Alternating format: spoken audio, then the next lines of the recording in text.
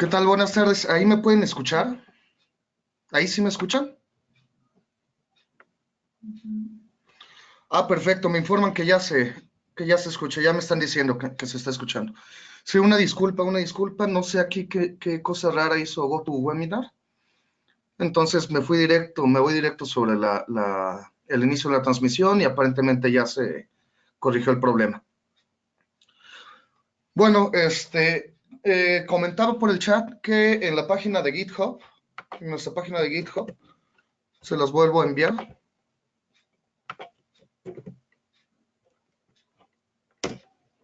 En nuestra página de GitHub ya tenemos, ya tengo el capítulo 5, que era parte, bueno, ya es parte de lo importante que tenemos que empezar a tocar. También quería hacer una observación acerca de, no recuerdo si es capítulo 3 o capítulo 4, me parece que es capítulo 3. La sugerencia siempre, si no quieren tener problemas ahorita con el Git, lo que recomiendo es que me sigan ahorita en la transmisión con las notebooks de Jupyter, que vean lo que voy haciendo y todo lo que tenga que ver con código lo vayan ustedes escribiendo directamente sobre R, ya sea en la consola o en los scripts. Quería revisar todavía una partecita aquí no es este capítulo, es entonces el capítulo anterior. El capítulo siguiente, el capítulo 4 de conceptos básicos. Que estuvimos trabajando el día jueves, ¿verdad? Pues ahí está.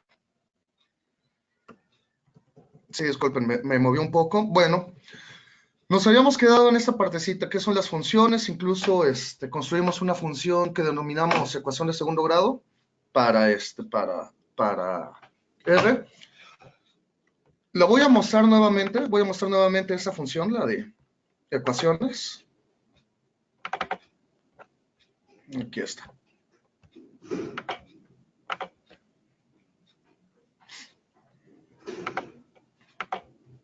Aquí está. Como verán, hice algunas modificaciones. Tengo la impresión, porque después estuve corriéndola, tengo la impresión de que todavía estaba mal programada. Entonces, hice una corrección. Aquí pueden ver cómo fue que cambié el código. Si quieren el código, se los puedo enviar por chat.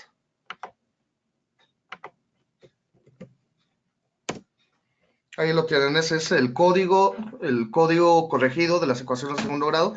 Me da la impresión de que había cometido un error por acá con unos paréntesis, de que por aquí no había declarado bien un paréntesis, o me había comido algún paréntesis, no recuerdo cómo fue.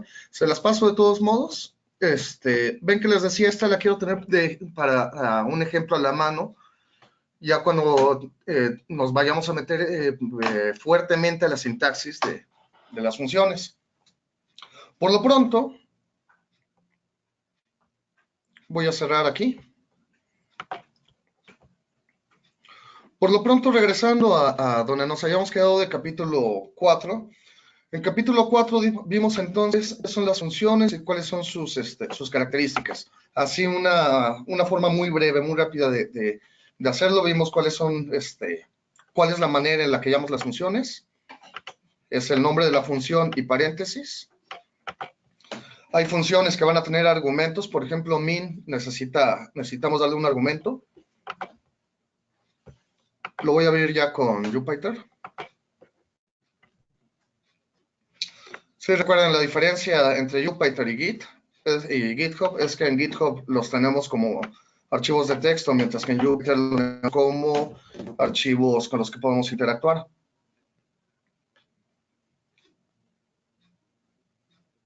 Dentro de Jupyter ya no necesito sino recuerden nada más irnos a las notebooks Jupyter y ya desde ahí ir trabajando.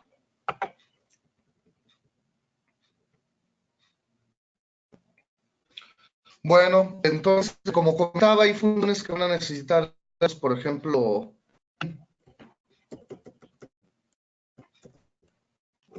le voy a pedir que me calcule la media de los números de 1 a 2019. Y aquí ya está, ya lo realiza la operación y sin problemas. Entonces la sintaxis de las funciones, repito, es nombre de la función, paréntesis, de hecho aquí lo tenemos, nombre de la función, paréntesis. A veces vamos a necesitar, a veces van a haber funciones que necesitan argumentos, otras se pueden dejar en blanco por defecto. Un ejemplo de función que puedo dejar sin argumentos es la función salir. Si yo quiero salir ya de R, la instrucción para salir es Q con paréntesis. Q viene de quit, de salida. Los paréntesis lo ponemos solamente como recordatorio. Ven que les había dicho que las funciones, aunque no tengan argumentos, siempre deben llevar paréntesis. Entonces aquí corro. Me pregunta si deseo guardar la imagen o área de trabajo. O sea, me pregunta si quiero guardar los objetos que creé. Como no creé ningún objeto, entonces simplemente le doy no. Y ya.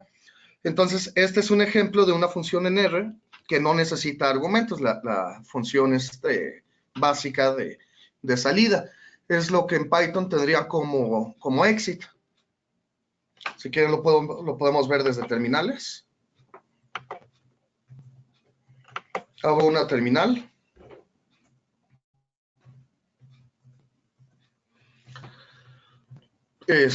Repito el proceso o la información acerca de las terminales. En este momento me está abriendo una terminal de Windows dentro de Jupyter. Entonces es como si estuviera dentro de... En realidad estoy dentro de PowerShell. Aquí les recuerdo la manera en la que... Aquí está.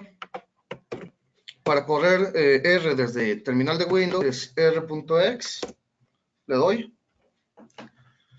Y listo, ya estoy, aquí estoy dentro de R.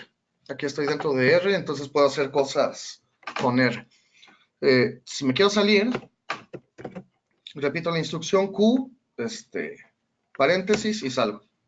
Me pregunta nuevamente si quiero guardar la imagen de trabajo. Le digo que no. Ya estoy fuera de R. Si quisiera Python,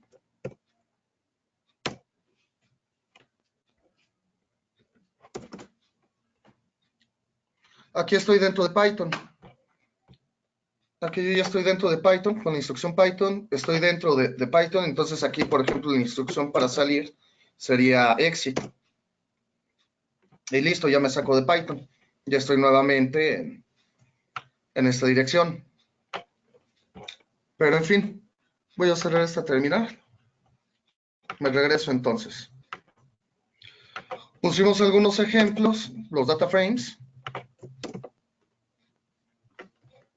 Algunos ejemplos por ejemplo, ¿qué puedo hacer con un data frame? Puedo pedir que me sume todos sus elementos, aprovechando que todos sus elementos son del mismo tipo. Eso lo vamos a ver ya hoy. Y me hace la suma. Entonces, la única moraleja en esta partecita fue cómo van a llamar a funciones. Más adelante vamos a ver cómo construyo funciones. El directorio de trabajo, esta partecita ya es nueva, a esta parte no habíamos llegado. Directorio de trabajo. El directorio o carpeta de trabajo es el lugar en nuestra computadora en donde nos estamos encontrando para trabajar. Aquí dice dentro de R, pero en realidad también es un concepto que aplica para otros lenguajes como Python. Es el lugar en donde le vamos a estar indicando a R, en este caso, que busque las cosas con las que vamos a estar trabajando. Por ejemplo, si yo descargo una base de datos, si tengo una base de datos que no es propia de un solo archivo de R, es decir, si tengo una base de datos que la voy a estar ocupando de varias maneras diferentes, por ejemplo, algunas veces me va a interesar calcular un cierto índice, a veces me interesa calcular otro cierto índice, entonces esa base de datos, digamos que la podría yo guardar en cualquiera de mis carpetas. Digamos que por acá tengo la base de datos, por ejemplo, bueno, es que aquí no tengo ninguna base de datos en esta computadora. No, sí, me parece que sí tengo algunas. Por aquí me parece que tengo algunas, aquí. Sí, aquí por ejemplo yo tengo bases de datos. Esta es una base de datos, en VIP 2015 se refiere a una base de datos acerca de mediciones de crímenes, de delitos, victimización, etcétera, que es lo que les comentaba alguna vez que hacía. Entonces aquí tengo yo toda una base de datos. No la voy a abrir, nada más quiero ejemplificarles a qué me quiero referir con la instrucción, con los escritorios de trabajo. Y entonces digamos que yo tengo mi R, estoy aquí en mi script de R, quisiera trabajar con esa base de datos, con esta base de datos que les acabo de mostrar. Lo primero que uno hace, lo primero que uno puede llegar a hacer por buena costumbre, es preguntar directamente en dónde estoy parado aquí en R. Para preguntar dónde estoy parado, hago la instrucción get wd. Consígueme o dame mi directorio de trabajo. Esto lo hago de la siguiente manera. Bueno, no, de hecho, como únicamente le estoy preguntando dónde estoy parado, no pongo ningún argumento. Doy directo, control R, y me dicen dónde estoy parado en este momento. Estoy parado en Users, Homes, Documents. Mi base de datos, ¿dónde se encuentra? Para saber dónde se encuentra la base de datos, hago clic en Propiedades. Y aquí me lo va a decir. Me está diciendo que estoy en Users, Home, Escritorio, INEGI. Voy a copiar esta dirección. Control C. Me regreso. La pego aquí. Es decir, en este lugar es en donde está esta base de datos. Le voy a decir a R que se coloque en ese lugar.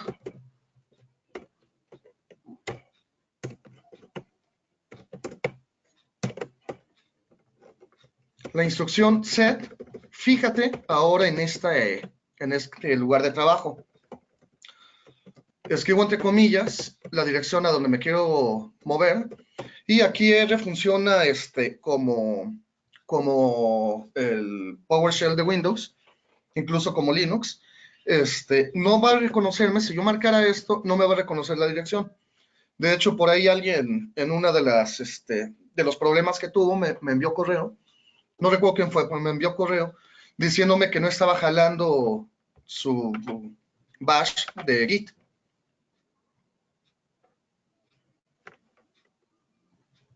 Que no estaba jalándole esta partecita a la hora de que se quería mover entre directorios. Aquí, como ustedes recordarán, para moverme entre directorios lo hago con CD. CD viene siendo como que el análogo de ZWD. CD, Change Directory. Si yo diera esta instrucción también, aquí también va a fallar. Me dice que no es un archivo ni un directorio. ¿Por qué? Porque normalmente cuando uno busca direcciones, sí se ponen un poco caprichosas las máquinas. En R la manera de arreglarlo es escribiendo doble diagonal. Es decir, inicialmente tengo solamente una diagonal para hacer mis separadores. Entonces, lo único que voy a hacer es con doble diagonal. Esta es una manera de hacer la declaración de la dirección. Así que así es como R me va a reconocer hacia dónde me quiero dirigir. Listo. Le puedo preguntar nuevamente. Lo voy a hacer acá. Puedo preguntar nuevamente dónde estoy parado ahora. Inicialmente yo estaba parado acá en Home Documents. Le pregunto dónde estoy ahora.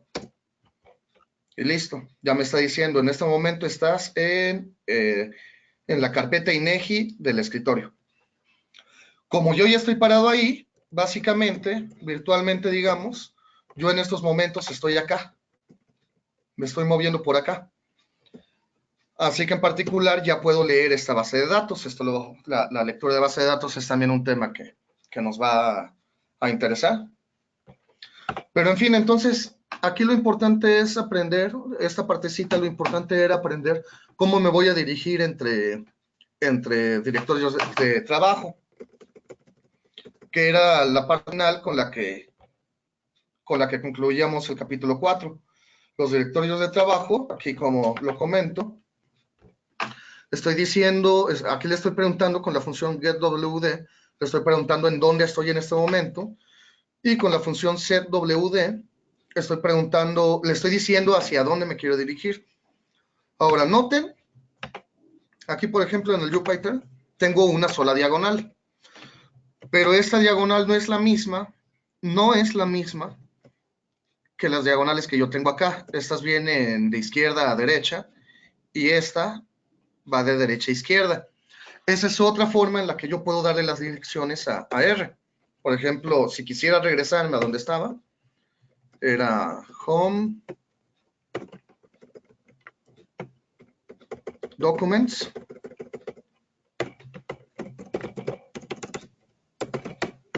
Aquí le estoy diciendo que me regrese a la dirección donde originalmente me encontraba, a Users Home Documents.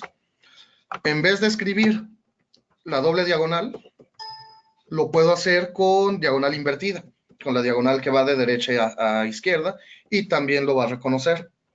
Ejecuto. Aquí estoy. Pregunto, ¿dónde me encuentro ahora? Y sí, efectivamente me devuelve a donde quería estar, a documentos.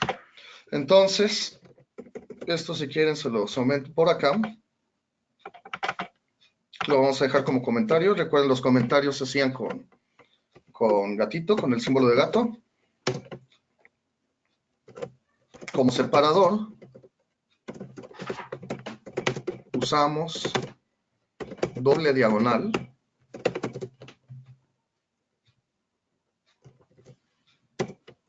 o diagonal invertida. Lo corrí, me marca un error porque en realidad esta dirección no existe, solamente lo estoy escribiendo como ejemplo de la sintaxis que tiene que llevar como argumentos el setwd. Por último, si lo que queremos conocer es el contenido del directorio de trabajo, es decir, qué hay aquí, qué hay en esta dirección, le podemos preguntar list files. Aquí, como estoy en documentos, me tiene que dar, no doy ningún argumento, me tiene que decir que se encuentra exactamente en este lugar. Y aquí está. Lo que me está apareciendo es todo lo que yo tenía aquí. No, perdón, en documentos, acá.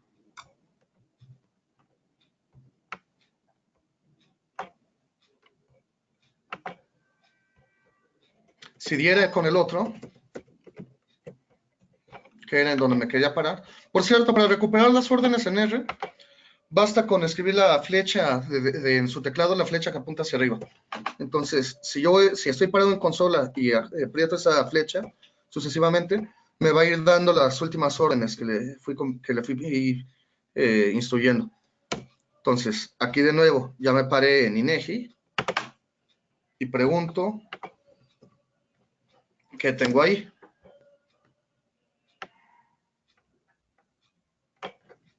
Y me va a dar exactamente lo que tengo en esta carpeta, la carpeta de INEGI, acá. O sea, me está diciendo todas las cosas que tengo acá, me está listando en este lugar. Esta es una manera de pedirle, de pedirme la información que hay. Esto me sirve, por ejemplo, una vez que yo ya estoy parado en un directorio, en un lugar de trabajo, poder verificar si realmente se encuentran los objetos que voy a necesitar. Por ejemplo, el objeto de ecuaciones de segundo grado no lo tengo acá. El objeto de ecuaciones de segundo grado lo tengo en SciData.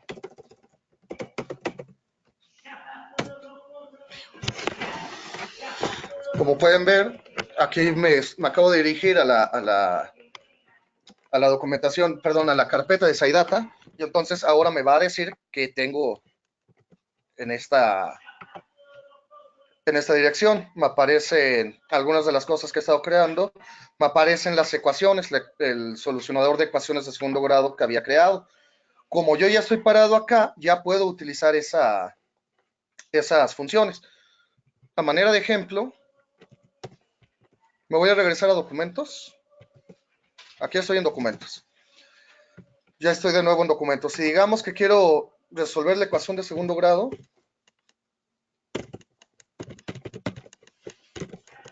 Quiero resolver la ecuación de segundo grado x cuadrada menos 1 igual a 0. Aquí está. Doy control R. Me marca un error. Me marca un error porque en documentos, en esta dirección, en esta carpeta, yo no tengo el objeto ecuaciones de segundo grado. Solver, de hecho, creo que se llama. No lo tengo ahí. En cambio, si me dirijo de nuevo a la carpeta de SciData, que es en donde tengo creado el objeto, ya estoy en la carpeta de SciData. Me sigue marcando que no lo puede cargar. Ah, ok. Cierto, cierto. Como ya estoy parado acá, cargo el objeto que necesito.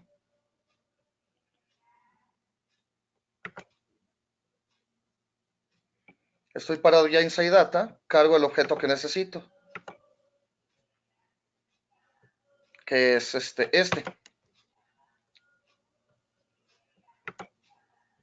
Listo. Ya lo tengo cargado. Ecuaciones de segundo grado. Solver. Y ya puedo resolver mi ecuación. Bueno, creo que lo estoy escribiendo mal acá. A ver, vuelvo a preguntarle.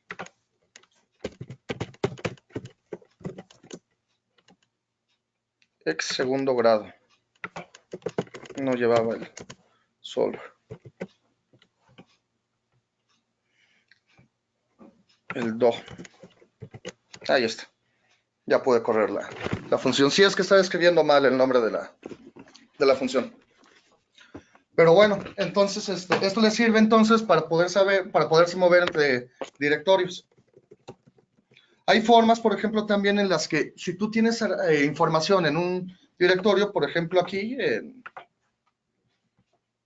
en INEGI, en la carpeta de INEGI, tengo la información de esta base de datos de 2015. Si la necesito jalar hacia otro directorio, hacia otra carpeta, también se puede hacer. Es un poquito más complicado el proceso. Lo más sencillo siempre es, en este caso, como por la interfaz del mismo Windows, hacer el control C y llevarme la base de datos a una carpeta en específico. Aunque manualmente también lo puedo hacer desde R. Otra de las instrucciones que me funcionan es list dirs.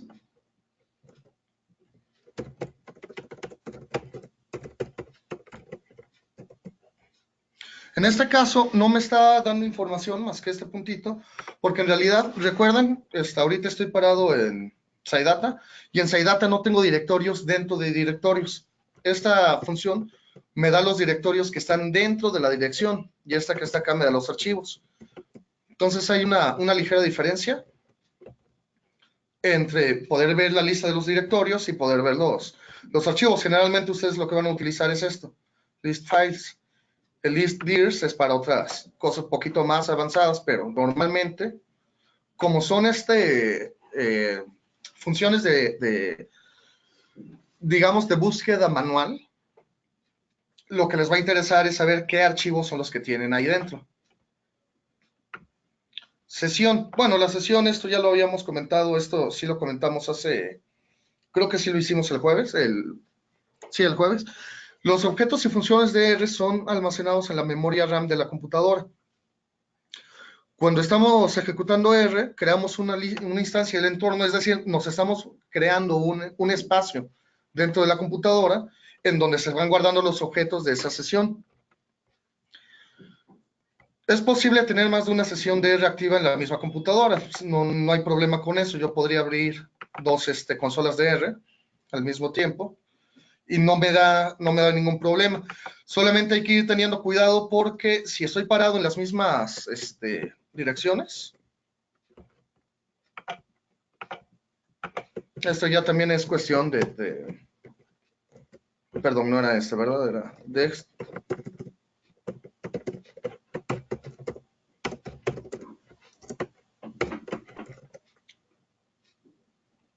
SciData.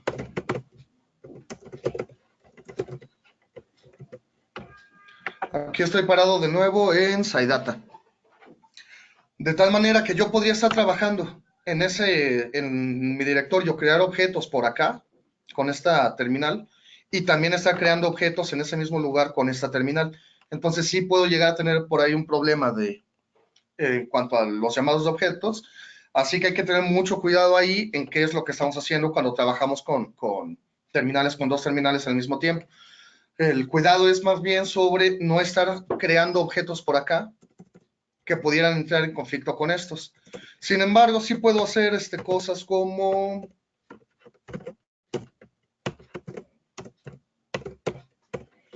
puedo hacer cosas con los mismos nombres. Por ejemplo, aquí estoy creando una sucesión, números impares del 1 al 10, 1, 3, 5, 7, 9. Y aquí en cambio puedo pedir que A sea los números de 1 a 2019. Y no tengo ningún problema. No entro en conflicto. Esta terminal no entra en conflicto con esta otra terminal. El conflicto entraría si yo quisiera guardar este objeto y también guardar este objeto, porque ahí estaría guardando dos objetos diferentes con el mismo nombre. Ahí sí puedo llegar a tener problemas. Aquí en esta parte de la sesión hablo un poco sobre cómo, de qué se trata cuando cerramos la sesión. Cuando cerramos R, también cerramos la sesión. La sesión pueden imaginarla entonces como un espacio virtual, que es en donde se están conjuntando todos los objetos que van creando. Los objetos incluyen funciones, incluyen matrices, incluyen números, incluyen sucesiones, como en este caso. Ven que les había dicho prácticamente en R, todo es un objeto, al igual que en Python. Y eso es lo que ayuda a que la programación sea muy sencilla y que se pueda aplicar programación orientada a objetos sin tanto problema. Cosa que no sucede con lenguajes como C. De hecho, en el siguiente capítulo, en el que vamos a comenzar ahorita, hablo también un poquito acerca de este tipo de situaciones. Esta función, la función ls, ya la hemos venido trabajando. Nos va a mostrar los objetos y funciones que contiene nuestra sesión. Es decir, en este caso, únicamente el único objeto que creé fue la sucesión A. Estos vienen, ya los había cargado yo previamente por defecto. Y en el otro,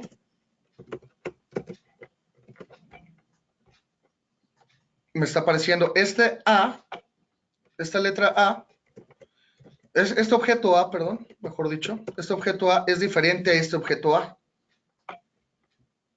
El objeto A minúscula y el objeto saludo sí son lo mismo. Aquí está el objeto saludo y el objeto A minúscula. Estos sí son el mismo objeto.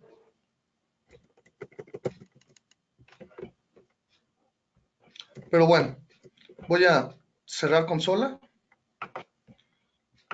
No me interesa guardar ni el script, ni el archivo, ni los objetos. Cierro.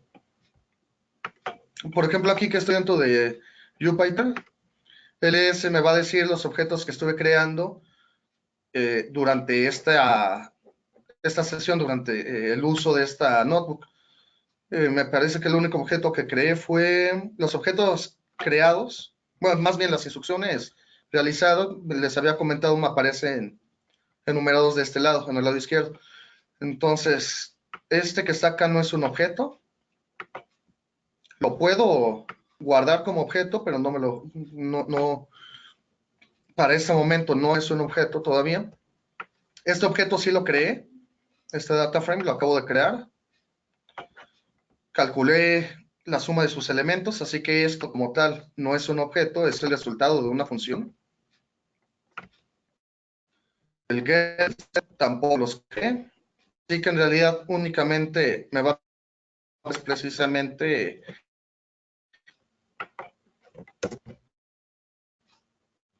aquí está, es el data frame que creé aquí arriba, este, porque básicamente es la única instrucción que le di que me permitió crear objetos, los demás fueron manipulación de esos objetos. Voy a pasar al siguiente capítulo.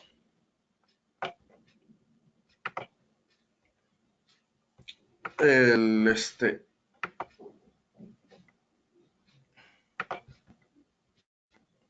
Cierro. Voy a cerrar esta notebook. Ya cerré, limpié mi área, guardo.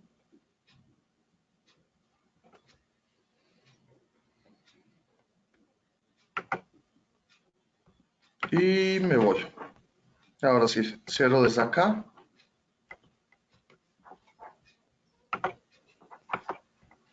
Y apago. Listo, ya apago.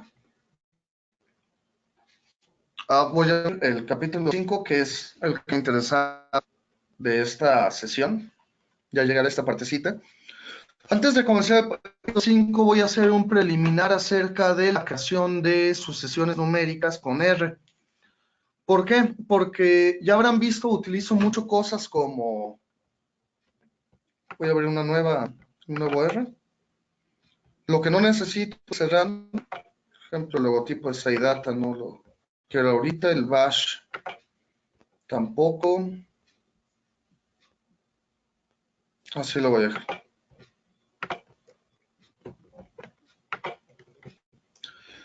Bueno, les decía, ustedes han visto que utilizo mucho la función concatenar para crearme listas, cosas así. Y en realidad no les he hablado mucho de la creación de secuencias, entonces me parece pertinente hacerlo porque en unos momentos más vamos a ver los tipos de datos y los tipos de objetos que hay en R. Y para poder hacer toda la ejemplificación y poder meter varias cositas por ahí, prefiero que ya sepamos también trabajar previamente con sucesiones. Una sucesión para R, una sucesión numérica, vamos a decirle, se trata únicamente de una lista de números que cumplen con cierta condición de construcción. Por ejemplo, la forma más sencilla de construir secuencias regulares es con el operador dos puntos, que fue lo que hice acá. Pongo operador dos puntos, doy enter y listo, me crea el objeto. Cuando le pongo C, en realidad lo estoy convirtiendo como en una especie de vector, pero en realidad el operador que me crea las sucesiones, las secuencias numéricas, es el operador de dos puntos. Pero digamos que son las secuencias numéricas más sencillas. A esta expresión yo puedo darle inicial, 20, y puedo darle final. De hecho, tengo la impresión de que agarra negativos. ¿Sí? Le estoy diciendo en dónde comenzar en el 20 y dónde terminar en menos 4. Entonces empieza 20, 19, 18, 17, 16 y se sigue hasta menos 4. Es decir, es una estructura muy sencilla, un operador muy sencillo. Únicamente le doy inicial, valor inicial de la sucesión, valor final, y se va a ir corriendo de uno en uno desde el valor inicial hasta el valor final. No me permite saltos, no me permite crear secuencias más dinámicas, más extrañas.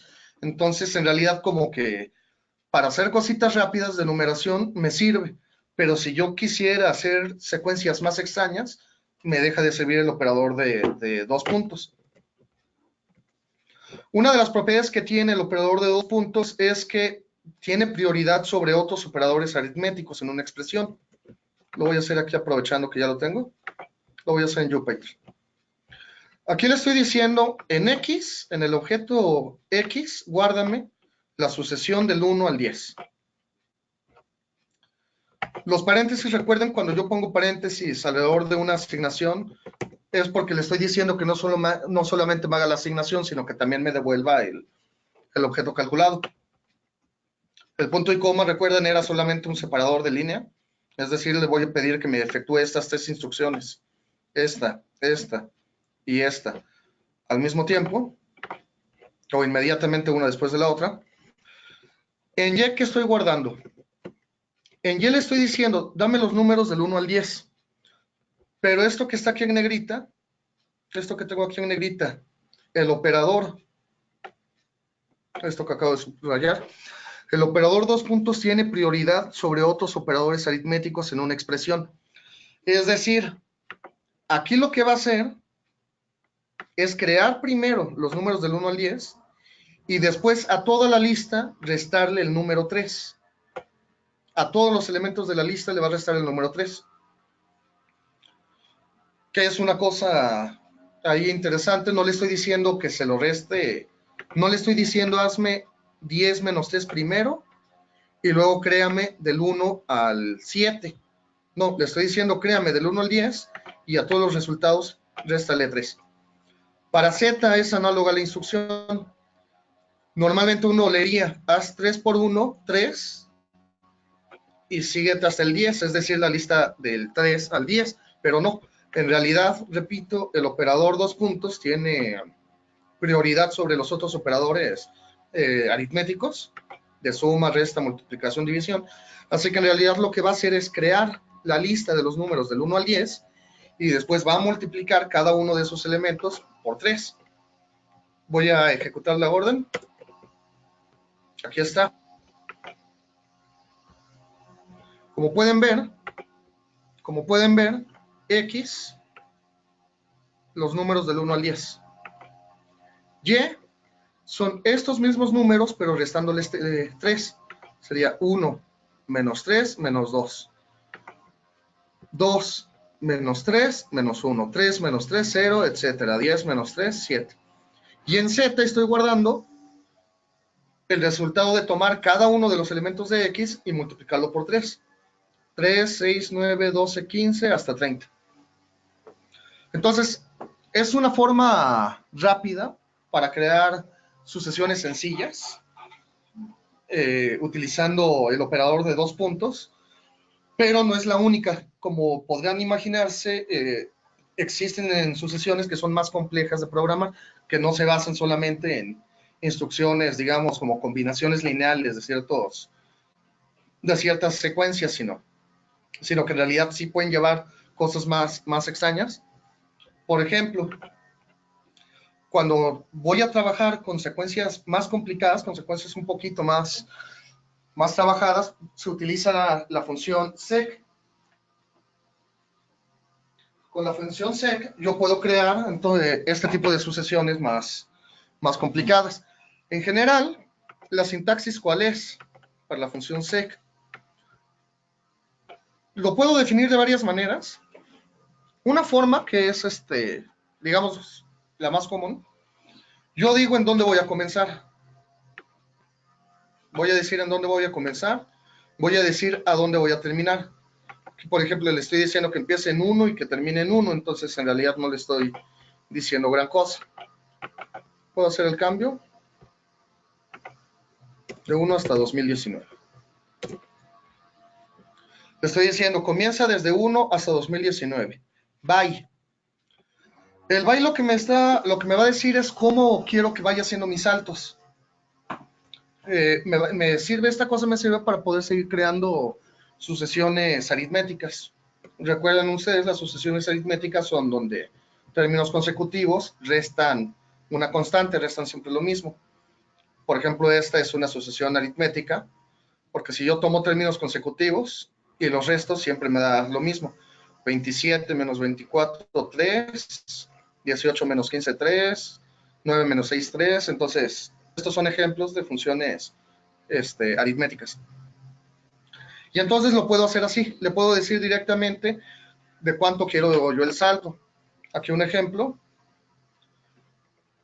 En realidad, sec funciona con 4 argumentos. Esta es otra de las cosas importantes que tiene R. El orden de los argumentos en las funciones claramente importa. Aquí, por ejemplo, él está entendiendo, repito, la función sec tiene 4 argumentos. Ahorita solamente expliqué los primeros 3, pero en realidad hay un cuarto. Eso lo voy a explicar en un momento.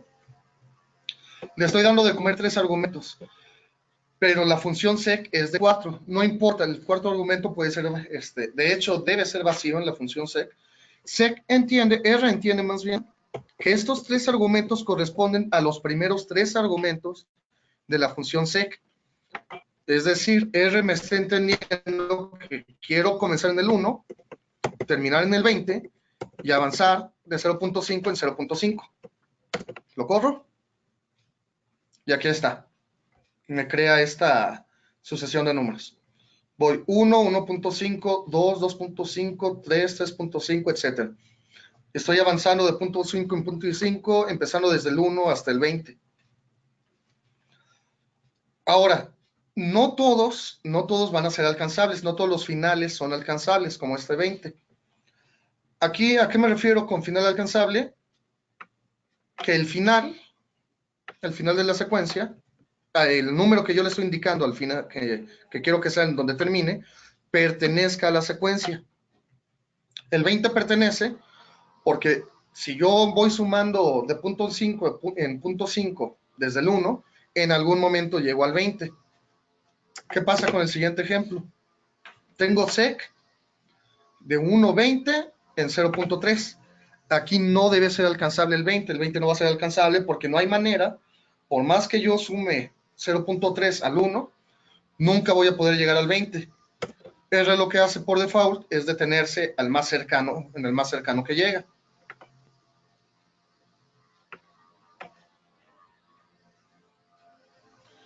No importa que haya... bueno, Víctor me pregunta si importa o no que haya espacio entre los argumentos. No, Víctor, realmente no importa.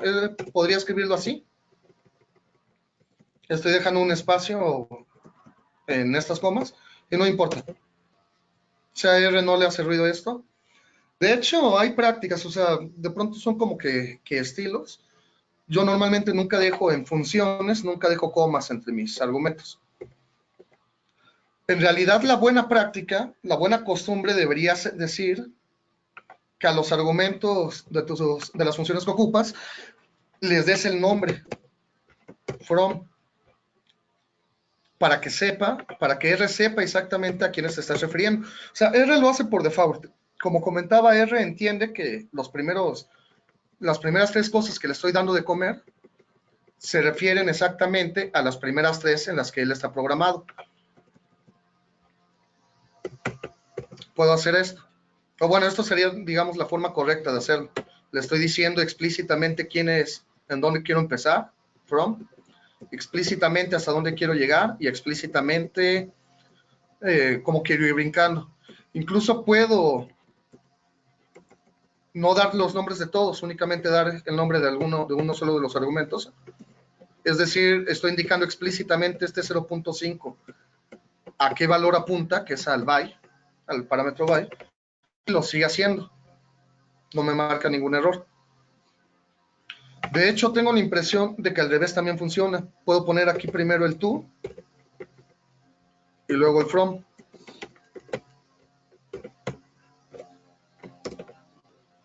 Y no me causa ningún conflicto porque explícitamente le estoy diciendo para dónde van estos parámetros.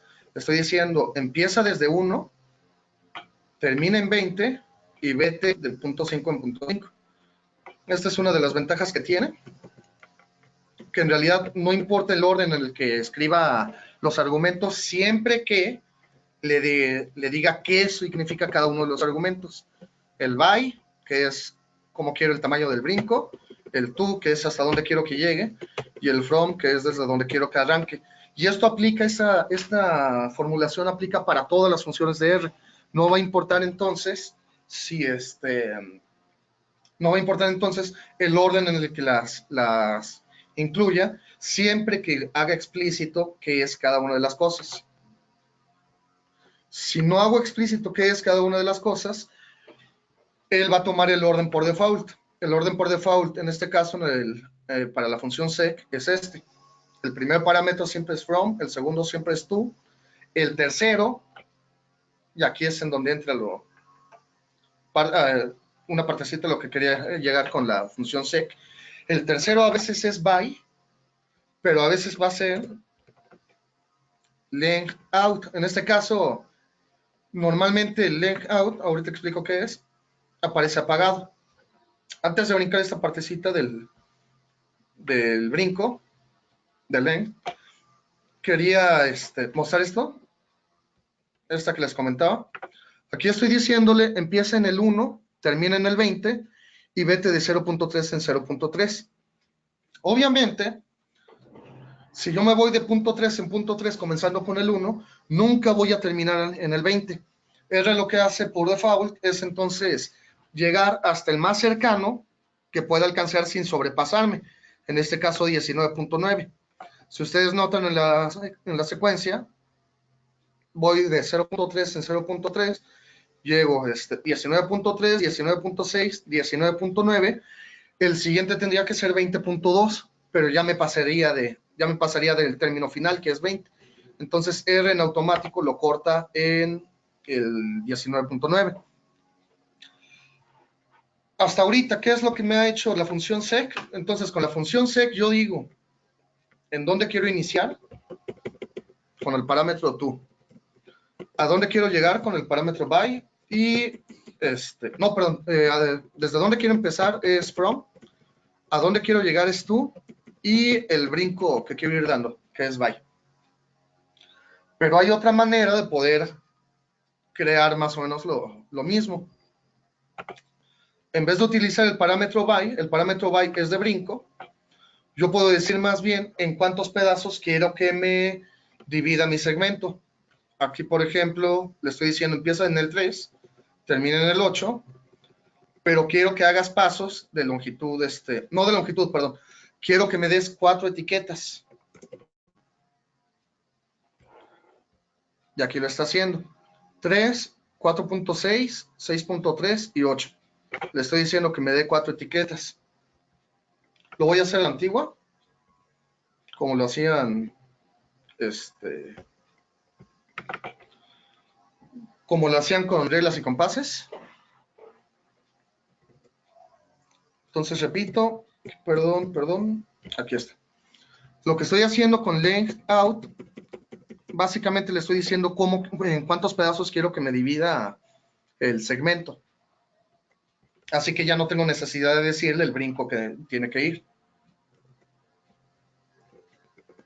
Creo que no lo he abierto. Voy a esperar tantito a que lo abra.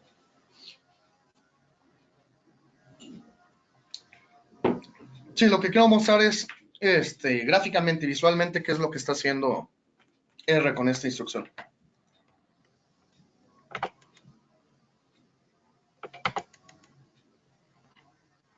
Pero parece que no, está tardando mucho en abrirme un GeoGebra. Ahí está.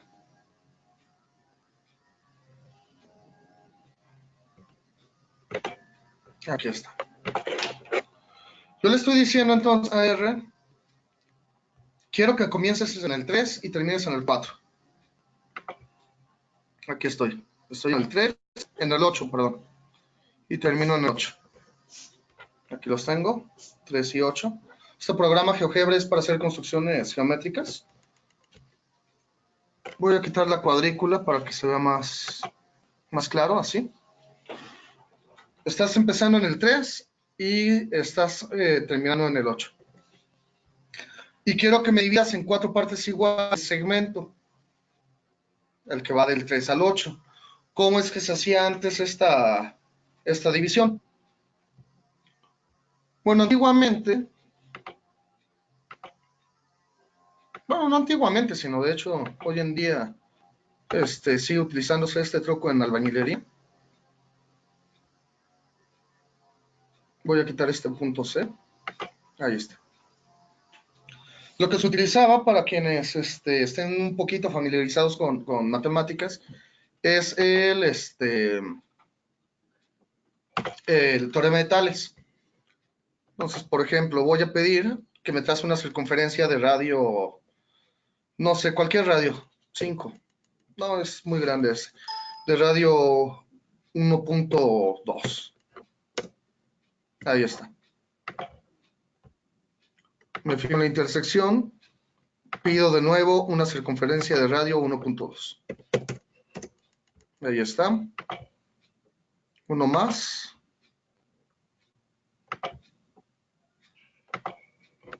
Radio 1.2. Yo quería 4 pedazos, ¿verdad? Quería dividir al segmento, quiero dividir el segmento de 3 a 8 en 4 pedazos. Es lo que le estoy diciendo con el length out. Listo, entonces aquí estoy dividiendo, me hace falta 1.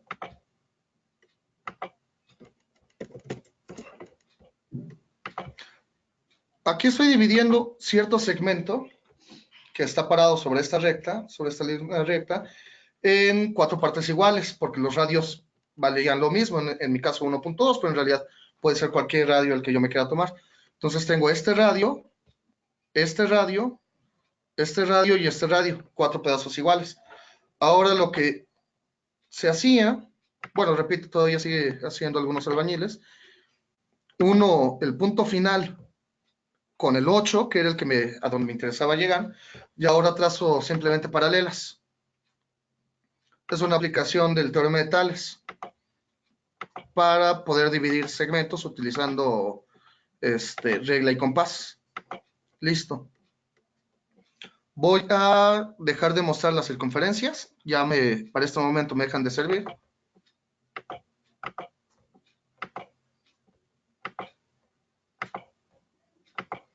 Dejo de mostrar las circunferencias y estos puntos son los puntos en donde estoy dividiendo el segmento de 0 a 3 en 1, 2, 3, 4 cachitos. ¿Sí? El punto H me lo encuentro en el 4.25. En realidad está como que aproximado. Es decir, aquí estoy pidiendo cuántas etiquetas. Estoy pidiendo 1, 2, 3, 4, 5 etiquetas. Aquí le voy a pedir 5 etiquetas entonces. 5 etiquetas. Y aquí están. 3, 4.25, 5.5, 6.75 y 8, que son precisamente estos. La H lo tengo aquí. ¿Cuáles son las coordenadas de H? Aquí las tengo. En su lado izquierdo me aparece H 4.25,0. Ya está 4.25. La H la tengo en 4.25,0. La I la tengo en 5.5. Y aquí está, 5.5. Entonces, aquí en realidad lo que le estoy diciendo para crear mi sucesión, le estoy diciendo cuántos elementos quiero que tenga la sucesión. Digo, desde dónde quiero que empiece, a dónde quiero que termine y cuántos elementos le voy a ir pidiendo. Es casi como como las particiones en las integrales de Riemann para quienes saben cálculo integral. Es muy parecido a lo que hacemos con particiones, que nos vamos tomando particiones uniformes, que nos vamos tomando elementos cada vez más grandes, más finos. Aquí le estoy diciendo que me divida el intervalo con 10 etiquetas, que sería como estar aumentando aquí puntitos.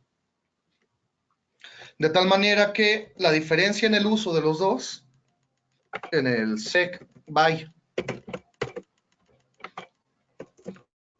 la diferencia entre el sec by y el sec utilizando length out, el sec by le digo en dónde quiero que empiece, dónde quiero que termine y de cuánto quiero que sean los brincos, de tal manera que nada me va a asegurar que llegue exactamente al número final, al 20, como lo que pasa aquí, es 9.9.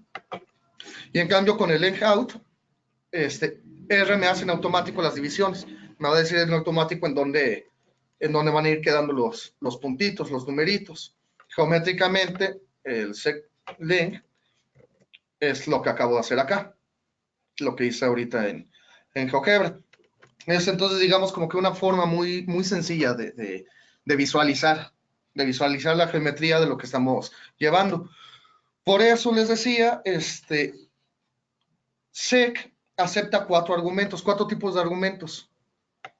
SEC acepta 4 tipos de argumentos, que es el from, el to, el by y el length out.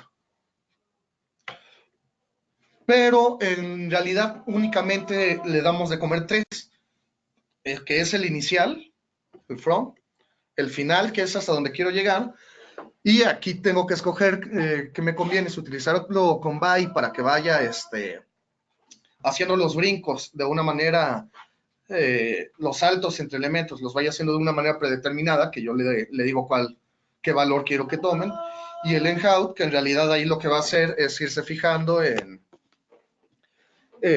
para poder empezar con el dato inicial y terminar con la instrucción final, en cuántos elementos tiene que subdividir, le digo en cuántos elementos tiene que subdividir mi lista, es decir, cuántos elementos voy a querer tener en mi secuencia. Y ya R solito se encarga de hacer el cálculo para que las secuencias queden equidistribuidas. Bueno, dicho esto les digo, se los quería comentar porque me va a permitir hacer ya varias operaciones interesantes en lo que sigue. Lo que sigue, me hacen una pregunta por acá.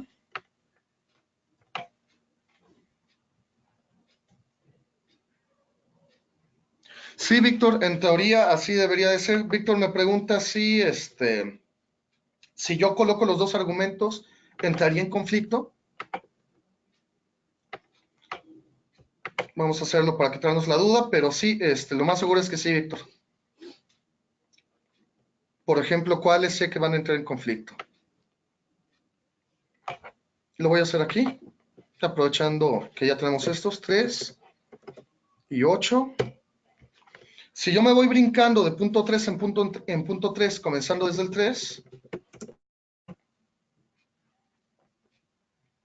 no llego al 8, llego al 7.8. Entonces, esta construcción, comenzando con 3, terminando en 8, brincando de 0.3 en 0.3, debe entrar en conflicto con esta. De hecho, fíjense, claramente no nos dan la misma secuencia. Entonces, si yo lo hiciera, incluso voy a poner todos los parámetros.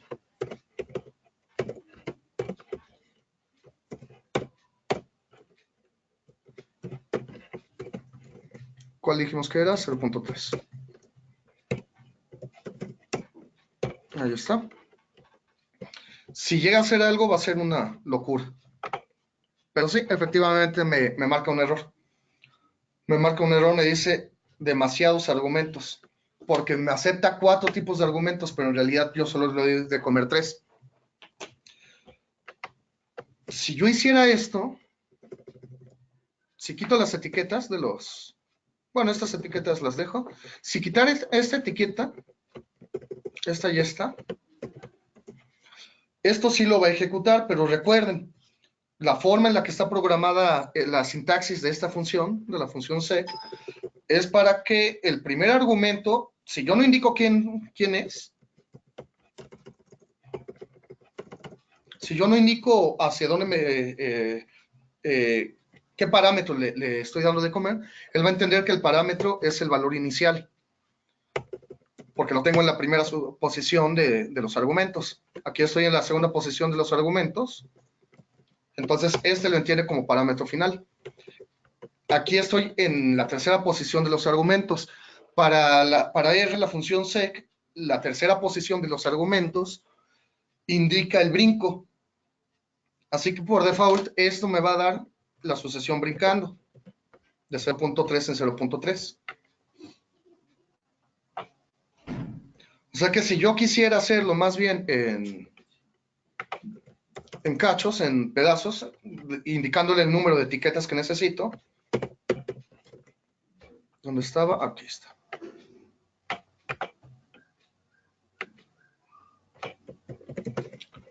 Lo hago explícitamente con el length out. Aquí le estoy diciendo, dame 10 etiquetas. Y aquí sí ya lo entiende. Aquí ya lo entiende de esa manera. Entonces, si yo dejo esto apagado por default, R me va a entender que estoy diciéndole que se trata del brinco. Y repito, esta es una forma que tiene R de trabajar muy parecida, bueno, no muy parecida, sino es general para todas sus funciones. Hay funciones en donde puedes encontrarte parámetros, argumentos que se pueden contradecir entre ellos. Entonces, por eso sí es importante de pronto. En este caso no es tan grave porque son funciones muy sencillas, un sec, pero te puedes encontrar con funciones muchísimo más avanzadas, por ejemplo, las funciones de las familias apply, en donde si no le dices el parámetro que estás trabajando, sí puedes llegar a confundirte. Entonces, mantener esto presente que R sí te va a permitir que te equivoques. Sí te va a permitir que te equivoques, pero también tienes que saber cómo es que te permite que te equivoques. Otras cosas de las generalidades que tiene SEC es que funciona. Aquí no me está dejando. Nuevamente, porque él está entendiendo que aquí quiero empezar, aquí quiero terminar. De 8 a 3. Entonces tiene también su gracia. Con SEC puedo hacer también puntos decimales, no hay problema con eso.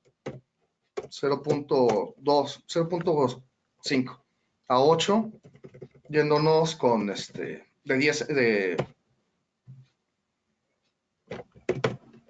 bueno, aquí también hay otro problema, ya sé qué fue lo que falló. 8 a 3.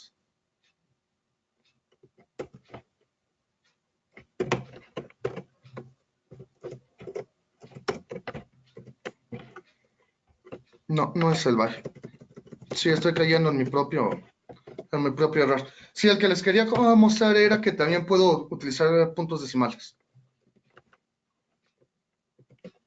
Le estoy diciendo, comienza en 0.4, termina en 5 y vete brincando de 0.1 en 0.1.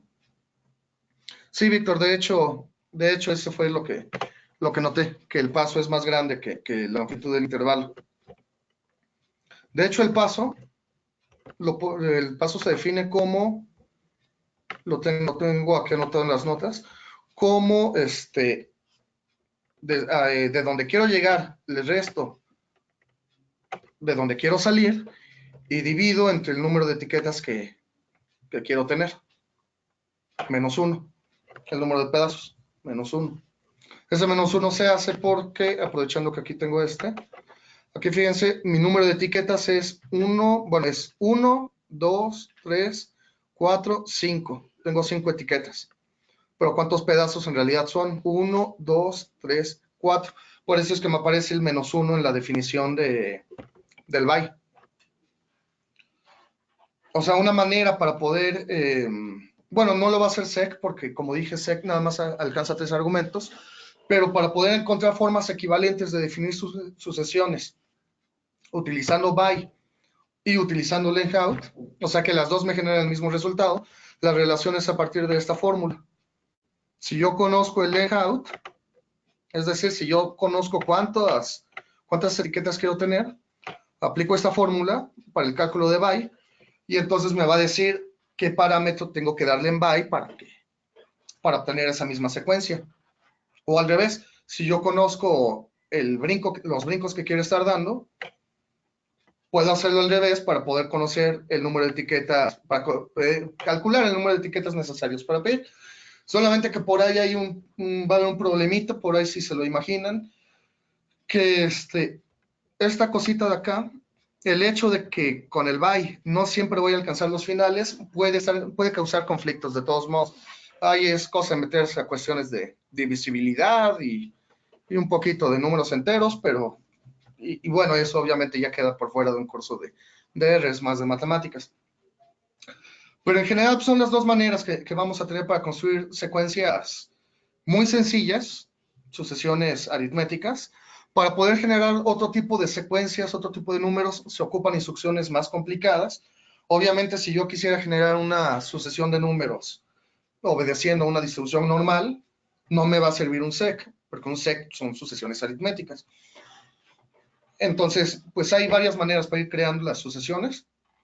Repito, en este caso me interesaba para poder meter con ejemplos un poquito más interesantes en la siguiente parte, que son los tipos de datos y los tipos de objetos. Me parece que no dejo nada pendiente por acá, ¿no? Bueno, les decía, el SEC también alcanza para decimales, no hay problemas, incluso con el mismo uso de las constantes. Le estoy diciendo que empiece en 0.4, termine en pi y se vaya de 0.1 en 0.1. Entonces comienza en 0.4 y termina en 3.1, que es como que el elemento más grande de la lista que queda por debajo de pi. En fin, voy a borrar mi sec y continúo. Ahora sí, con más conceptos. Tipos de datos. Cuando se trabaja con un software informático de estas características como R, es importante conocer qué tipos de datos están disponibles, ya que será de gran importancia para nuestros propósitos futuros. En R los tipos de datos más comunes son lógico, numérico, complejo y de carácter. Aquí está mal escrito. Déjenme hago la corrección. Ahí está. Listo. Les decía, tenemos datos lógicos, numéricos, complejos y de carácter. Los datos lógicos, los datos vamos a poderlos pensar a este nivel como las unidades mínimas de información dentro de R. Los objetos, digamos que son estructuras más complejas, pueden pensarse como colecciones de datos. Entonces los datos simplemente los pensamos como unidades mínimas de información. Tipos de datos lógicos nos permite tomar solamente dos valores, el valor de verdadero y de falso. Booleanos también les llaman.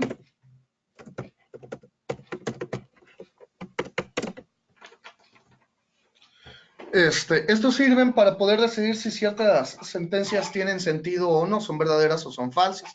Por ejemplo, las condicionales, en caso de que se cumpla algo, entonces ejecuta tal orden. Entonces son solamente valores de tipo true o false, lógicos. Valores numéricos, tipos de datos numéricos que como el nombre es muy directo, qué tipo de números se tienen. Digamos que son los números reales. Incluye tanto a los enteros como a los flotantes o dobles, como también otros les llaman. Tipos de datos complejos, que son los números complejos. Ya habíamos platicado de ellos el jueves. Hoy lo quiero tomar más fuertemente, la parte de números complejos. Y tipos de datos de carácter, que pueden pensarlo como palabras, más que palabras, como grafías, es decir, como los símbolos que denotan, que utilizamos para escribir, caracteres o símbolos alfanuméricos más bien. Para conocer qué tipo de datos contiene un objeto, con qué tipo de datos estamos trabajando, podemos utilizar estas funciones, la función mob y la función class. Ya les había comentado, en Python sería con la función type. Mob y class, por ejemplo, que no siempre me van a dar la misma información. Ahorita hago la aclaración de qué clase de información me da cada uno. Tengo un ejemplo, le voy a preguntar cuál es el modo del número 1 y cuál es su clase. Tiene modo numérico y es de clase numérica. No me está diciendo gran cosa, ¿verdad? No me dice. Ahora voy a preguntarle el modo de la secuencia 1, 2 y 3 y también su clase. Ya cambió. Me está diciendo que el modo es numérico, pero la clase es entera. Entonces, eso ya me hace pensar que modo y clase evidentemente no son lo mismo. Tienen una diferencia sutil. A veces coinciden, a veces no. Para un número complejo, complejo y complejo. Para una palabra, carácter y carácter. Para una sentencia lógica, un valor lógico, perdón, lógico y lógico. O sea, fíjense cómo no me está dando, cómo algunas veces me da el mismo resultado, pero hay cositas, hay veces en las que no me dice, no me da el mismo resultado el modo y la clase. Esto, bueno, si quieren de una vez lo comento cuál es la diferencia. De hecho, hay otro más que es type of, lo voy a ver casi al final de esta sesión. ¿Cuál es la diferencia entre modo y clase? Diferencia aquí, interesante. Modo se refiere a cómo R está guardando dentro de la memoria al objeto. Lo está guardando como un número, como un valor complejo, un carácter, un valor lógico. Básicamente es eso. Piénselo, por ejemplo, para quienes han trabajado con C, cuando hacen la declaración de los objetos, que tienen que primero dicen qué clase de objeto van a crear. Básicamente lo que le están diciendo es el modo, le están diciendo cómo quieren que guarde la información en la memoria. Y la clase es el ente, la entidad abstracta de R, en la que R lo entiende. Por ejemplo, este caso en el que nos salieron diferentes, está diciendo que cada uno de los valores 1, 2 y 3 los está guardando como de manera numérica, como un número. Pero para R, esos números pertenecen a la clase entera. Entonces es una diferencia muy sutil, muy sutil, de pronto es como complicado cacharla. El modo se refiere a cómo se guarda dentro de la computadora y la clase se refiere al ente abstracto como R lo va a estar entendiendo. De tal manera que las clases, en general, nos importan más que los modos. Digamos que la clase me da una información más concreta. Por eso es que yo cuando quiero saber el tipo de un dato, ocupo clase y no modo. Les decía, hay una más que es type of. Esa ahorita la comento porque también tiene su detalle. Voy a ir rápidamente con cada uno de los datos, de los tipos de datos que tenemos. Tenemos datos lógicos. Fíjense, cuando yo hice esta, la de mod, de true y el class, voy a cambiar esta, false. La respuesta es logical. El tipo logical es una especie de tipo numérico que es utilizado para evaluar expresiones lógicas y tiene dos valores, true y false, en mayúsculas siempre. No es lo mismo ponerlo, recuerden, R sí clasifica las diferencias entre mayúsculas. Class de false con minúsculas me da un error, porque false con minúsculas para R es un objeto que no existe. En cambio, con mayúscula, para R es un tipo de datos. Entonces, esta partecita es importante. Los datos lógicos, por una parte, nos indican, nos van a servir para poder evaluar expresiones que son verdaderas o que son falsas, pero la sintaxis es con mayúsculas. Yo puedo ir guardando los objetos, por ejemplo, U, que sea un valor verdadero, y le pregunto el modo de U. Aquí está, me dice que es lógico. Si la expresión lógica es cierta, el resultado es true. Si la expresión lógica no es cierta, el resultado es false. De tal manera, por ejemplo, bueno, es que no me quiero meter todavía con los condicionales, pero como aquí estoy dejando por default para quienes tienen un poquito más de conocimiento de programación, en el lenguaje que sea, aquí le estoy diciendo por default que U es verdadero, de tal manera que si yo hiciera un condicional de la forma, si U es verdadero, ejecútame tal acción, como U por default ya es verdadero, pues siempre me va a estar ejecutando esa acción. Entonces, como que de pronto para eso es que me sirve dejar por default valores que quiero que ya sean verdaderos o valores que sean falsos. O incluso cosas así, por ejemplo, con la función sec, puedo mezclar este tipo de cosas. No, porque, a ver, la función sec, déjenme ver por acá. No, perdón, lo estoy confundiendo. La función sec es con null. Lo estaba confundiendo con un false.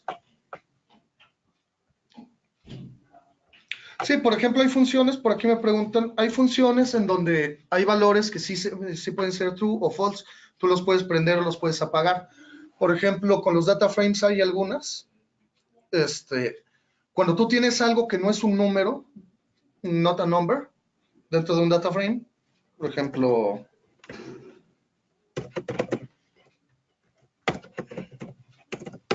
aquí le estoy diciendo a R que me sume menos infinito con más infinito, pues eso no existe. Not a number. No existe. Entonces, coma 4,5.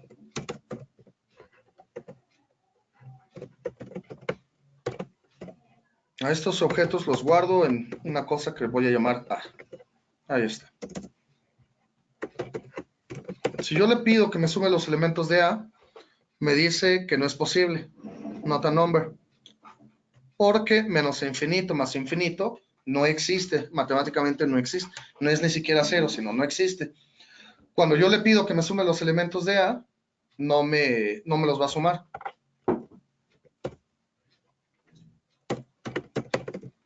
Me parece que así es la condición.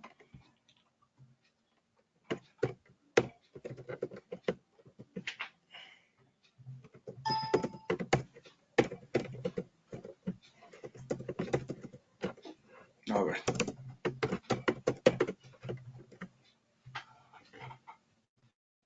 Voy a ver acerca de la instrucción NA. Is NA. No, es que esta es otra instrucción. El is NA en teoría me tiene que devolver más bien los elementos donde vale NA. Bueno, no importa. A lo que quería llegar es que hay funciones. Voy a inventar una función, un nombre, donde vienen argumentos y algunos vienen, digamos, argumento n, vienen prendidos o apagados por default. Por ejemplo, algo así. Tiene sus argumentos y un cierto argumento que por default lo tienen falso. Yo lo puedo prender fácilmente, digo, no es práctico tampoco, haciendo como había mostrado ahorita. Puedo cambiar U a true, y entonces para prender este argumento, simplemente hago esta instrucción. Argumento n, que sea U. Como U es verdadero, entonces en ese momento estoy prendiendo el argumento. Es decir, estoy diciéndole que sí quiero que me realice cierta acción. No es práctico, no es práctico. Estas se las debo, la voy a revisar ahorita. Sí, si hay una función, si hay una forma de decirle a la función sum, de hecho, a ver. Si hay una forma de decirle a la función sum que no me cuente los NAs, que me los apague. Aquí está, na.rm. Este era el que quería ver. Perfecto. Sum de A, repito entonces el ejercicio. Sum de A me dice que no es posible porque me encuentro un not a number. na.remove. Aquí está. na.remove, le estoy diciendo que me quite los NAs, que me remueva. Este es el RM, el remove. Y el NA, le estoy diciendo que no me cuente los NAs. Si yo le digo true, bueno, por default, como lo pueden ver en la documentación, por default la instrucción es un false. Le está diciendo que no me remueva los NAs. O sea que si se llega a encontrar algún NA, ya valió porque me lo va a querer sumar y como no es un número, no va a poder hacer nada. Si yo lo enciendo, básicamente lo que le estoy diciendo ahora es, no me tomes en cuenta los NAs. Y me da 8 como resultado. Lo que está haciendo es, no se está fijando en los valores NA, y como lo demás sí existe, tiene sentido sumarlo, lo realiza. Entonces, por ejemplo, voy a seguir con la idea general, la que les había comentado del cambio de valores desde el prediseño. Esto no me sirve, aquí está. Si yo tomo U aquí, como U es un valor verdadero, lo va a realizar. Perdón, no le he corrido. Ahí está, lo realiza. Si yo cambio el valor de U, lo estoy cambiando a falso, prácticamente aquí le estoy diciendo que ya no me remueva los NA, así que de nuevo me va a dar como resultado NA, nota number. Sí, entonces como que digamos que es una forma sencilla. Por ejemplo, 1.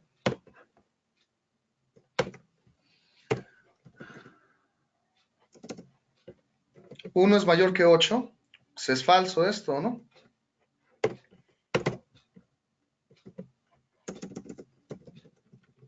Repito lo que hago.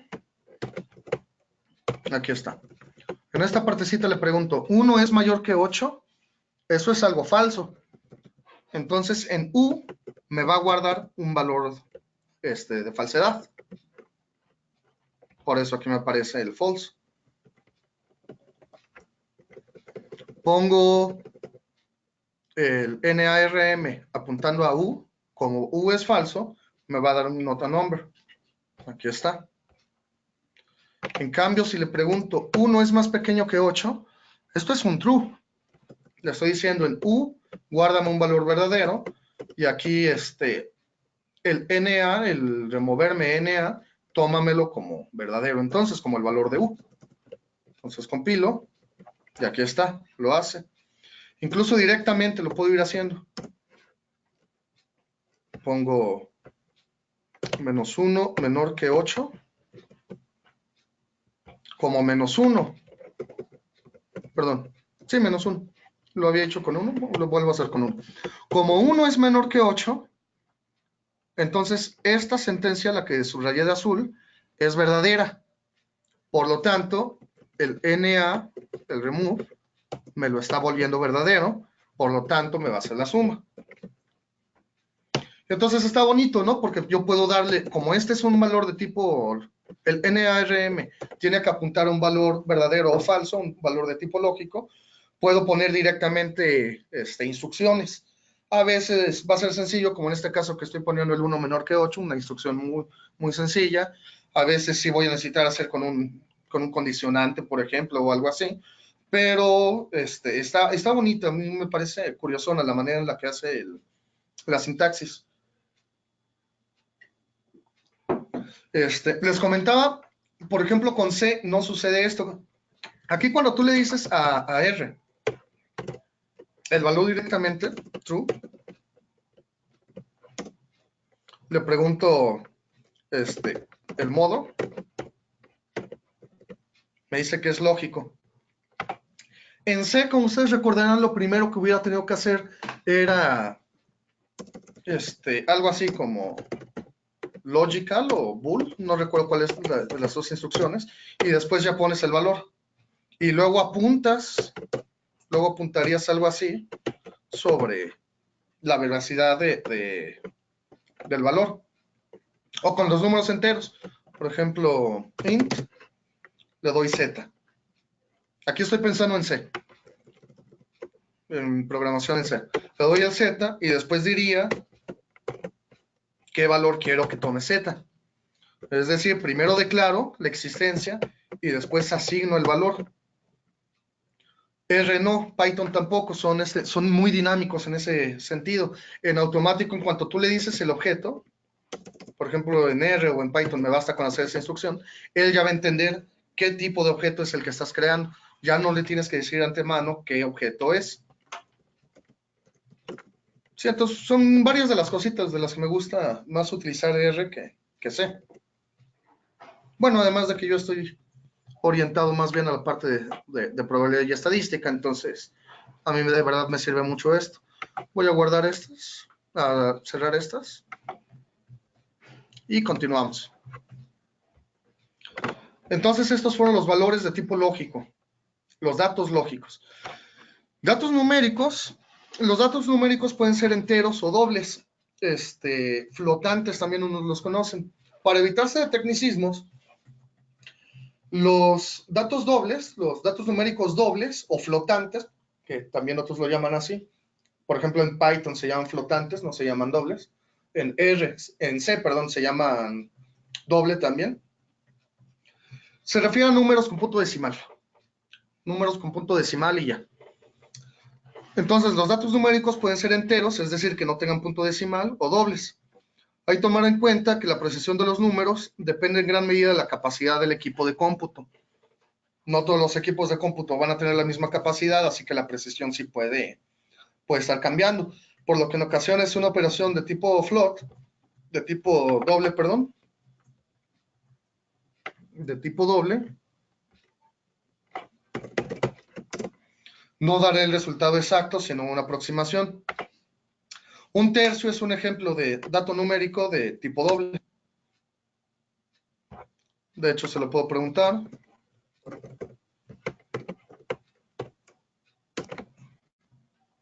Numérico. El class también me lo va a decir así. Adelanto, por ejemplo, con el type of. El type of ya me está diciendo que es un entero de, un número de tipo doble, es decir, es una fracción, tiene decimales. Tiene decimales. No hay mucho que decir acerca de estos. Digamos que son como que los intuitivamente más sencillos de utilizar, los datos numéricos. No importa si son enteros o dobles, siempre los voy a poder sumar entre sí. Ahorita ya les mostré la función typeof. En unos momentos voy a entrar, recordando que tuvimos este problema, el altercado de webinar. Voy a extenderme un poquito más de las 2 horas, es decir, no terminar a las 5, sino probablemente 5:20.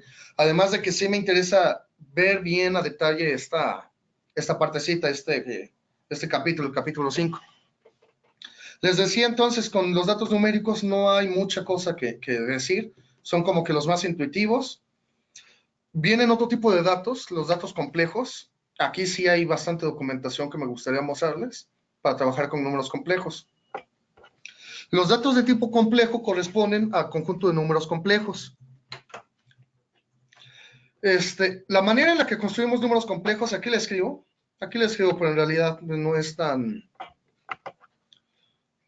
poco ortodoxa, sigue siendo una forma muy sencilla de hacerlo. Para poder tomarme números complejos, simplemente declaro la parte real y la parte imaginaria, 1 más 2i. Los números complejos se hacen con letra i.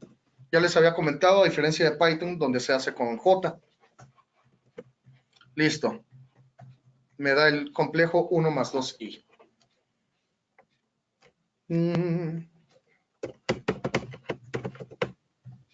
No, perdón.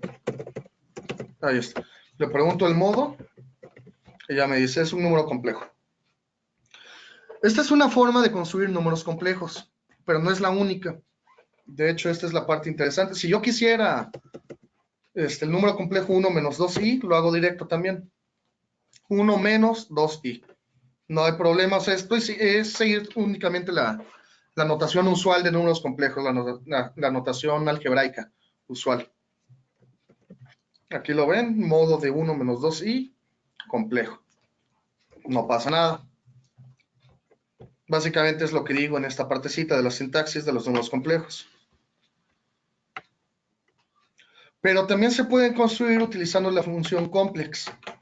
La función complex, que es como que, es como que una manera más elegante de construir números complejos. Porque utiliza parámetros, y no solamente utiliza parámetros, sino que me puede crear muchos complejos de golpe. Por ejemplo, acá, voy a hacer esto en script. Aquí estoy. Tengo la instrucción complex. La voy a comentar. Aquí está.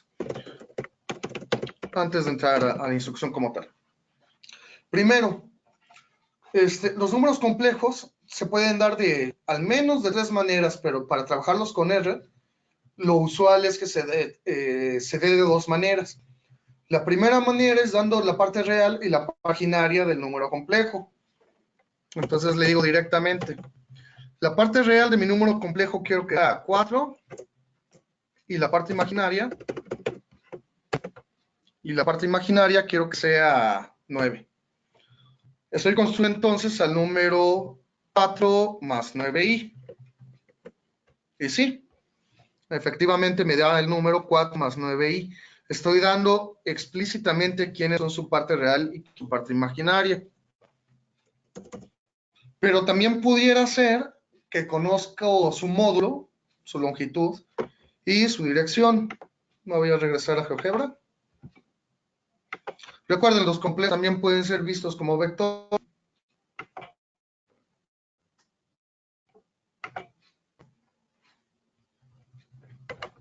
Aquí estoy poniendo el complejo Z1. Dice que es el número complejo 3.72 más 3.62i. Pero les decía, también puedo ver a los números complejos como vectores.